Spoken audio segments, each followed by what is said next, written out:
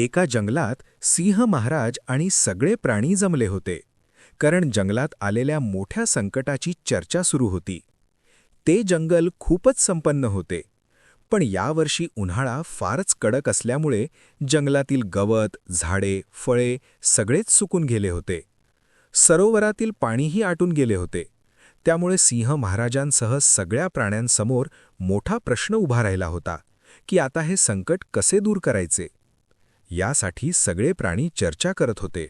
तेव्हा लांडगा म्हणाला, महाराज, मी सांगतो, आपल्या जंगलातील प्रत्येक प्राण्याने स्वतःसाठी भोजन शोधून आणले पाहिजे. त्यावर अस्वल म्हणाले, नाही महाराज, यासाठी तुम्ही सोय केली पाहिजे. सगळ्या प्राण्यांना आणि पक्ष्यांना भोजन तुम्ही दिले पाहिजे. अशा प्रकारे जंगलात दोन गट पडले.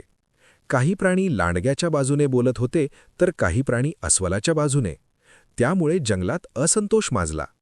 महाराजांना समजत नव्हते की यावर उपाय काय करायचा. ते खूपच चिंतेत होते. तेव्हा शांत बसलेली मांजर उठली आणि सिंह महाराजांना म्हणाली, महाराज, मी सांगते, आपल्या जंगलातील जे धष्टपुष्ट आणि ताकदवान प्राणी आहेत त्यांनी भोजन शोधून आणून सगळ्यांना वाटप केले पाहिजे. छोटे प्राणी आणि पक्षी यांनी जंगलातील फळे गोळा करून आणून सगळ्यात वाटप केले पाहिजे. आणखी एक उपाय आहे महाराज, आपल्या जंगलातील सरोवराजवळ असलेल्या डोंगरापर्यंत एक नाला केला पाहिजे. म्हणजे डोंगरातून झिरपून येणारे पाणी सरोवरात साठेल आणि पाण्याचीही चिंता मिटेल.